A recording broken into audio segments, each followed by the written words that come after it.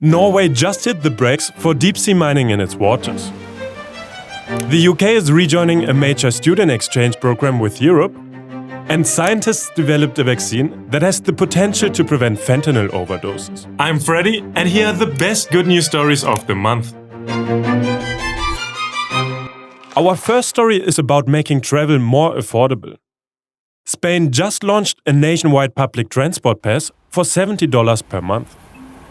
Until now, public transport in Spain has been split up across different regions and cities, with each area running its own buses and trains. That meant people needed separate tickets for different parts of the country, making travel expensive. The new pass changes that, with unlimited travel on middle-distance trains, suburban trains, and national bus services anywhere in Spain. The current government estimates up to 2 million people could cut their monthly travel costs by as much as 60%. The pass costs $70 per month, or $35 for people under 26, and went live in late January. Spain joined several other European countries with programs in a similar price range. Germany has a $74 monthly pass covering regional rail, metro, trams and buses. Hungary launched a $60 monthly pass the same year with a 90% student discount, bringing it down to just $6. Portugal offers a nationwide pass at $24 per month. And Luxembourg takes it a step further, with completely free public transport. Many more countries across Europe have introduced similar nationwide passes to make traveling within the country more affordable and simpler. Moving on, MIT researchers just developed a way to check blood sugar levels without needles. People with diabetes need regular blood sugar checks to avoid dangerous spikes or drops.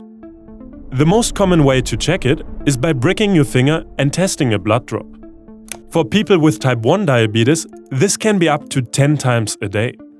Some people use sensors instead, which stick to the skin and monitor blood sugar continuously. But they have a time lag in readings. They can give false alarms when you lie on them in bed, and they are more expensive than finger pricks. That's where MIT's device comes in. You simply place your arm on the device, and it shines near-infrared light through the skin to detect blood sugar levels. Each test takes around 30 seconds and is as accurate as the commercial sensors. The current version is about the size of a toaster, but the team has already built a cell phone-sized prototype. They are testing it on healthy volunteers and people with pre-diabetes. Later this year, they will move on to testing with actual diabetes patients. The end goal is a watch-sized device that could eventually be built into regular smartwatches. And this couldn't come at a better time. Around 1 in 9 adults worldwide has diabetes, and by 2050, that's expected to rise to 1 in 8. A device like this could make daily life easier for hundreds of millions of people. Let's head to Norway, where the government just made a decision that could protect large sections of its ocean floor.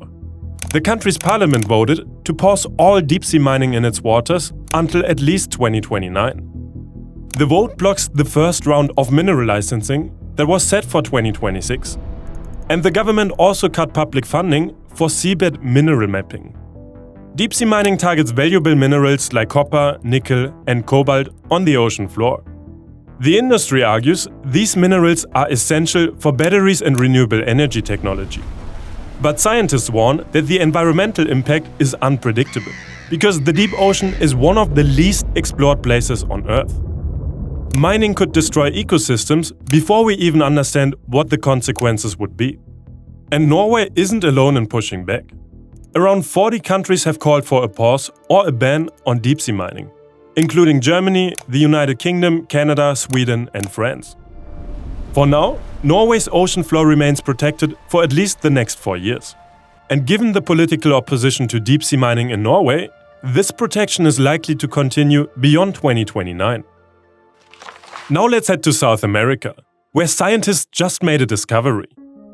A new species of pumpkin toadlet was found in the mountains of southern Brazil. The tiny frog is bright orange and just over a centimeter long. It was discovered in this mountain range in the state of Santa Catarina. The area sits more than 750 meters above sea level, where the frog lives in the leaf litter of cloud forests. It inhabits only a very small area of mountainous forest, which made discovering it challenging. And being so tiny didn't make it any easier to find. The discovery came after researchers had been documenting frog populations across the mountain range for 7 years. Now that it's been identified, the species has been named after Brazil's current president. The naming serves as a tribute to encourage greater protection of the Atlantic rainforest and its tiny endemic frogs. Before we dive into the good news about a major milestone in renewable energy in the UK, quick thanks to CyberGhost VPN for supporting the channel. I've been using CyberGhost for over a year, and overall it's just really simple to use. You can either pick from over 100 countries yourself or just let it choose the best location for you. Then you just hit this button and that's it. Whether I'm working on videos at home or while traveling, I like knowing that my data isn't being tracked or sold. CyberGhost encrypts and reroutes all of your traffic through their secure servers, so no one can see your activity. What I really like is that you can use CyberGhost on up to 7 devices at the same time. So I've got it on my laptop and my phone, but you could even share it with family and friends. And it also lets me watch content that might normally be blocked where I live. This way, you get up to 40% more content from your streaming platform and even better deals online. CyberGhost has over 38 million users and a great rating on Trustpilot. Right now, you get 84% off plus 4 whole months for free. And they have a 45-day money-back guarantee, so you can literally just try it risk-free and see if you like it or not. Check them out at cyberghostvpn.com/goodnews or use our link in the description. Now let's move to the UK, where offshore wind just hit a major milestone. The country's offshore wind farms now have a combined installed capacity of 16 gigawatts, enough to supply power to 16 million homes. That's more than half of the UK's households. The rapid growth of offshore wind helped shut down the nation's final coal power plant in 2024. That ended nearly 150 years of coal-fired electricity generation. The change has been massive. Back in December 2000, the first offshore wind farm was installed off the coast of northeast England. At that time, renewables made up just 3% of electricity generation. Over the full year of 2025, renewables averaged around 52%. Last September, they even hit 60% for the first time. And the expansion continues. 7 new offshore wind farms are being built right now, and 5 more are planned. Together, they will add another 12 gigawatts of capacity. The offshore wind sector now employs around 40,000 people and has become a major part of the UK's energy transition. And that momentum didn't stop at generation, because Germany is building Europe's largest battery storage system. The challenge with wind and solar is that they don't produce electricity consistently. When the sun sets or the wind stops, the grid can run short of power. And when renewables generate more than demand, that excess energy gets wasted. Battery storage solves both problems. The system is being built by 2 companies in Jänschwalde, Brandenburg. It's a massive facility, capable of storing 4 gigawatt-hours of energy and delivering 1 gigawatt of power. That's enough to power around 400,000 German homes for a day. The battery will help stabilize the nation's grid when renewable output fluctuates. It offers flexibility to balance supply and demand in real time. And it enables energy trading, allowing stored electricity to be sold when prices are higher. The project is part of a broader plan combining solar farms, wind farms and large-scale batteries across Germany's Lausitz energy region. The region is testing this large-scale storage model with plans to expand the approach across other parts of the country. For Germany, this means less dependence on fossil fuels as the country shifts toward renewable energy that can be stored and used on demand. And in the Caribbean, a species on the edge of extinction just made a comeback. The Lesser Antillean iguana population has grown from just 23 individuals to over 300. The species had collapsed across the Caribbean due to habitat loss, hunting, and invasive species like rats and other iguanas. By 2016, only 23 of these iguanas remained in Anguilla. Conservationists moved them to a small, uninhabited island nearby. The island had a suitable habitat, but invasive brown rats posed a threat. So they killed all the rats on the island since they prey on iguana eggs and hatchlings.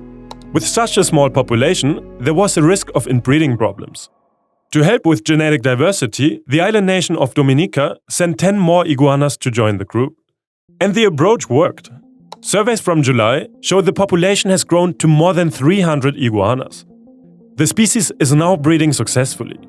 conservationists are preparing to bring them back to protected areas on Anguilla's mainland. It's proved that focused conservation efforts can save species from disappearing. Before we continue, if you're enjoying our videos, don't forget to subscribe for more good news. It really helps us keep making these videos, and we would truly appreciate it. Next up, we are looking at medicine, where researchers just made progress on one of America's deadliest health crises: fentanyl. For the first time, a fentanyl vaccine is about to be tested in humans. This synthetic opioid is 50 times stronger than heroin and 100 times stronger than morphine. It's often mixed into street drugs and counterfeit pills, without people knowing. Many people can't afford prescribed medications, so they search for cheaper alternatives and end up buying counterfeit pills. These pills may contain fentanyl at unknown doses, increasing the risk of accidental overdoses. The drug is now the leading cause of death for Americans aged 18 to 45. This is devastating, but here's finally some good news.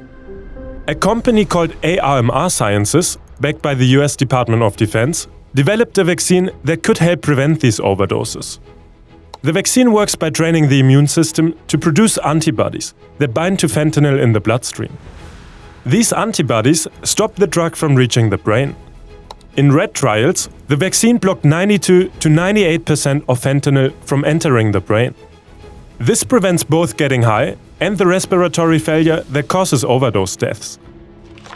The effects lasted at least 20 weeks in rats, which could translate to about a year of protection in humans.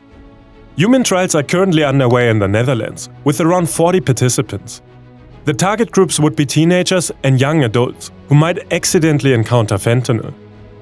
It would also be for people in addiction treatment programs. While it's not a cure for addiction, it could help prevent overdose deaths. Staying with medicine, the FDA just approved 2 new antibiotics to treat gonorrhea. These are the first new treatments for the disease in decades. This STI affects 82 million cases globally each year. Around 80% of women and 10 to 15% of men show no signs of infection. When symptoms do appear, they can include pain when urinating or bleeding. It used to be easily treatable by different antibiotics. But resistance has been growing and treatment is becoming less effective. The WHO now considers gonorrhea a high-priority threat. That's where the new drugs come in. The first is taken as a single oral dose. In trials with 930 patients across 5 countries, it cured more than 90% of gonorrhea infections. The second drug cured 92.6% of infections in trials with around 600 patients. Both drugs represent the first new antibiotic classes for gonorrhea in over 30 years, giving doctors new tools to fight resistant infections. Back in the UK, the government just announced a major shift in its relationship with the European Union. Britain will rejoin Erasmus+, allowing students to study and train across the EU. After Brexit, former Prime Minister Boris Johnson took the UK out of the program, claiming it didn't offer value for money. The UK was supposedly contributing more than it received, with more EU students coming to Britain than UK students going abroad. But this weakened cultural ties to Europe, as there were fewer exchange opportunities for students. Erasmus Plus was launched nearly 40 years ago for university students, but now covers much more. It includes vocational training, work programs, sport exchanges and university exchanges, which are what the program is best known for. The program covers all 27 EU member countries, plus EFTA and EEA. Countries like Norway, Iceland and Liechtenstein, and other participating countries including Turkey and Serbia. Under the new agreement starting in January 2027, UK students won't pay additional fees to participate. They will continue paying their normal university fees at home and receive grants to help with living costs abroad. For European students, this is great news too. They will be able to study at UK universities by paying domestic fees instead of much higher international rates. The announcement is part of broader talks to improve UK-EU relations. The current UK Prime Minister said recently that Britain needs to develop closer ties with the European Union. And the Erasmus announcement shows this is really happening. So, which of these good news stories did you like the most? As always, let me know down in the comments below. And if you want to try CyberGhost VPN, use our link for 84% off plus 4 months for free. You can use CyberGhost on up to 7 devices at the same time and share it with friends and family. Thank you for watching, and I see you in the next one. Bye bye!